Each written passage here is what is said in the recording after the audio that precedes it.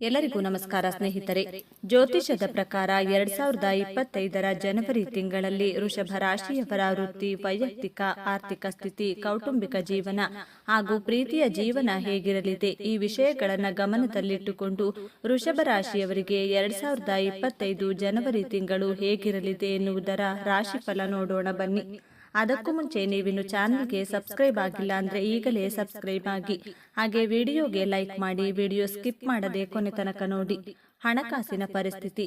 ಹಣಕಾಸಿನ ವಿಚಾರದಲ್ಲಿ ಶಾಂತವಾಗಿರುವಂತಹ ಪರಿಸ್ಥಿತಿಯನ್ನ ನೀವು ಕಾಣಬಹುದು. ಆರಂಭದಲ್ಲಿ ನೀವು ಗಳಿಸುವಂತಹ ಆದಾಯ ಹಾಗೂ ಖರ್ಚು ಸಮಾನ ಪ್ರಮಾಣದಲ್ಲಿ ಇರುವಂತಹ ಸಾಧ್ಯತೆಗಳು ಹೆಚ್ಚಾಗಿ ಕಂಡುಬರುತ್ತಿವೆ. ಒಂದು ವೇಳೆ ಈ ಸಂದರ್ಭದಲ್ಲಿ ನೀವು ಹಣವನ್ನ ಇನ್ವೆಸ್ಟ್ ಮಾಡೋದಕ್ಕೆ ಅಥವಾ ಬೇರೆಯವರಿಗೆ ಸಾಲವಾಗಿ ನೀಡುವುದಕ್ಕೆ ಯೋಚನೆ ಮಾಡ್ತಾ ಇದ್ರೆ ಅದನ್ನ ನಿಲ್ಲಿಸುವುದು ಒಳ್ಳೆಯದು. ಇದು ನಿಮಗೆ ದೊಡ್ಡ ಮಟ್ಟದ ಆರ್ಥಿಕ ನಷ್ಟವನ್ನ ತಂದುಕೊಡಬಹುದು. ಜನವರಿ ತಿಂಗಳಲ್ಲಿ ನೀವು ನಿಮ್ಮ ಹಣದ ಮೂಲಕ ನಿಮ್ಮ ಆಸೆಗಳನ್ನು ತೀರಿಸಿಕೊಳ್ಳಬಹುದು ಹಾಗೂ ಆದಷ್ಟು ಈ ಸಂದರ್ಭಗಳಲ್ಲಿ ಸೇವಿಂಗ್ ಮಾಡಿಕೊಳ್ಳಿ. ಆದರೆ ಅಂತ್ಯದಲ್ಲಿ ಹೆಚ್ಚಾಗುವಂತಹ ಖರ್ಚುಗಳಿಂದಾಗಿ ಸ್ವಲ್ಪ ಮಟ್ಟಿಗೆ ಆರ್ಥಿಕ ಪರಿಸ್ಥಿತಿ ಕುಂಠಿತಗೊಳ್ಳುವ ಸಾಧ್ಯತೆ ಇದೆ, ಎಚ್ಚರವಾಗಿರಿ. ವೃತ್ತಿ ಜೀವನ.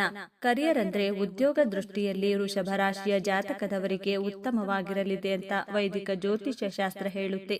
ಹೊಸ ಕೆಲಸವನ್ನ ಹುಡುಕುತ್ತಿರೋ ನಿರುದ್ಯೋಗಿಗಳು ಕೂಡ ಉತ್ತಮ ಕೆಲಸವನ್ನ ಪಡೆದುಕೊಳ್ಳುವುದಕ್ಕೆ ಯಶಸ್ವಿಯಾಗಲಿದ್ದಾರೆ.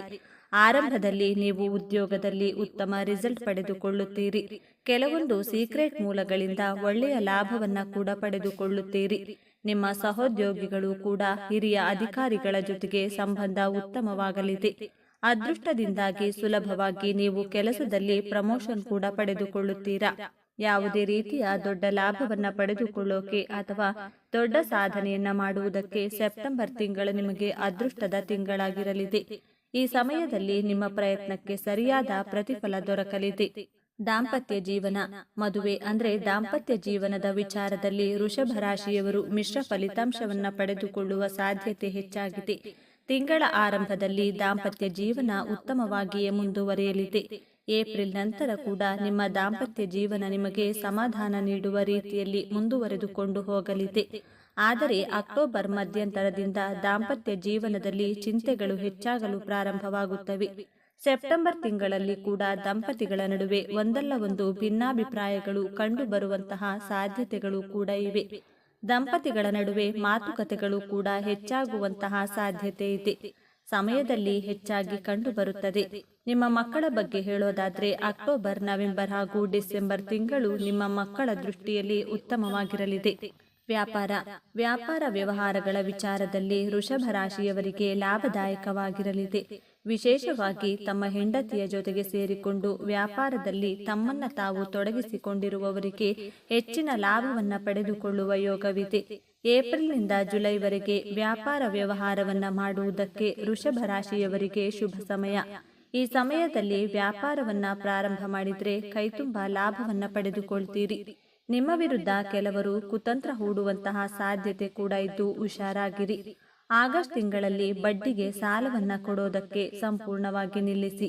ಈ ಸಂದರ್ಭದಲ್ಲಿ ನಿಮಗೆ ವ್ಯಾಪಾರಕ್ಕೆ ಹಣದ ಕೊರತೆ ಯಾವತ್ತೂ ಕೂಡ ಕಂಡು ಬರುವುದಿಲ್ಲ. ಒಂದಲ್ಲ ಒಂದು ಮೂಲದಿಂದ ನಿಮಗೆ ಹಣ ಸಿಕ್ಕೇ ಸಿಗುತ್ತೆ. ಆದರೆ ಹಣವನ್ನ ಡೆಪಾಸಿಟ್ ಮಾಡುವಾಗ ಸ್ವಲ್ಪ ಮಟ್ಟಿಗೆ ಹುಷಾರಾಗಿರಿ. ಲವ್ ಮತ್ತು ರಿಲೇಶನ್ಶಿಪ್.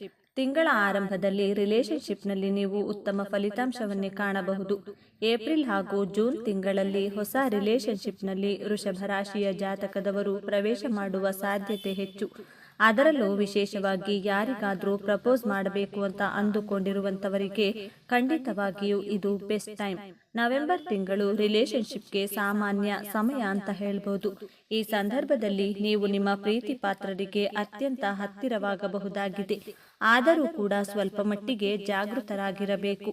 ಯಾಕೆಂದ್ರೆ ವಿನಾಕಾರಣ ನೀವು ಈ ಸಂದರ್ಭದಲ್ಲಿ ನಿಮ್ಮ ಸಂಗಾತಿಯ ಜೊತೆಗೆ ಜಗಳ ಮಾಡಿಕೊಳ್ಳಬೇಕಾಗಿ ಬರಬಹುದು. ಡಿಸೆಂಬರ್ ತಿಂಗಳಲ್ಲಿ ವೈದಿಕ ಜ್ಯೋತಿಷ್ಯ ಶಾಸ್ತ್ರದ ಪ್ರಕಾರ ನಿಮ್ಮ ಹಾಗೂ ಸಂಗಾತಿಯ ನಡುವಿನ ರೊಮ್ಯಾನ್ಸ್ ಲೈಫ್ ಇನ್ನಷ್ಟು ಉತ್ತಮವಾಗಲಿದೆ. ಆರೋಗ್ಯ ಪರಿಸ್ಥಿತಿ.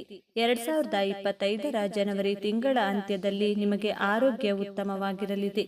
ಆದರೆ ಏಪ್ರಿಲ್ನಿಂದ ಸೆಪ್ಟೆಂಬರ್ ತಿಂಗಳ ಮಧ್ಯದವರೆಗೆ ಆರೋಗ್ಯದಲ್ಲಿ ಸ್ವಲ್ಪ ಮಟ್ಟಿಗೆ ಸಮಸ್ಯೆಗಳನ್ನು ನೀವು ಎದುರಿಸಬೇಕಾಗಿ ಬರುತ್ತದೆ ಅನ್ನುವುದನ್ನು ಕೂಡ ಈ ಸಂದರ್ಭದಲ್ಲಿ ವೈದಿಕ ಜ್ಯೋತಿಷ್ಯ ಶಾಸ್ತ್ರ ತಿಳಿಸುತ್ತದೆ.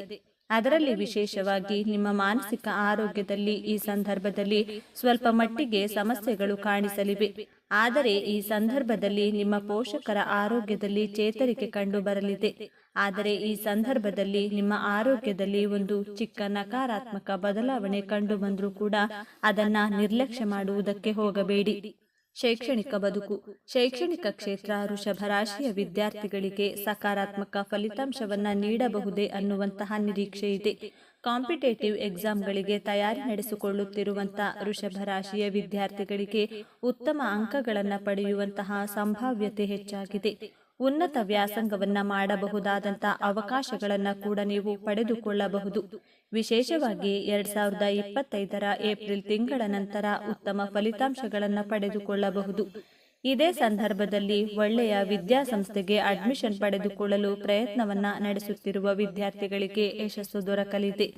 ಉನ್ನತ ವ್ಯಾಸಂಗಕ್ಕಾಗಿ ವಿದೇಶಕ್ಕೆ ಹೋಗಬೇಕು ಎನ್ನುವಂತ ಇಚ್ಛೆಯನ್ನ ಹೊಂದಿರುವಂತ ವಿದ್ಯಾರ್ಥಿಗಳಿಗೂ ಕೂಡ ಈ ಸಂದರ್ಭದಲ್ಲಿ ಗುಡ್ ನ್ಯೂಸ್ ಸಿಗಲಿದೆ. ವೃಷಭ ರಾಶಿಯ ವಿದ್ಯಾರ್ಥಿಗಳು ತಾವಂದುಕೊಂಡ ರೀತಿಯಲ್ಲಿಯೇ ಫಲಿತಾಂಶವನ್ನ ಪಡೆಯಲಿದ್ದಾರೆ. ಮದುವೆ ಯೋಗ. ವೃಷಭ ರಾಶಿಯಲ್ಲಿ ಜನಿಸಿದವರಿಗೆ ಈ ಅವಧಿಯು ಹೊಸ ಪ್ರಣಯ ಸಂಬಂಧಗಳಿಗೆ ಅವಕಾಶಗಳನ್ನು ತರಬಹುದು. ನೀವು ಅವಿವಾಹಿತರಾಗಿದ್ದರೆ ಹೊಸ ಜನರನ್ನ ಭೇಟಿಯಾಗಲು ಇದು ಉತ್ತಮ ಸಮಯ. ನೀವು ಈಗಾಗಲೇ ಸಂಬಂಧದಲ್ಲಿದ್ದರೆ ಹಂಚಿಕೊಂಡ ಅನುಭವಗಳು ಮತ್ತು ಪ್ರಾಮಾಣಿಕ ಸಂವಹನದ ಮೂಲಕ ನಿಮ್ಮ ಬಂಧವನ್ನ ಬಲಪಡಿಸುವ ಸಮಯ ಇದು.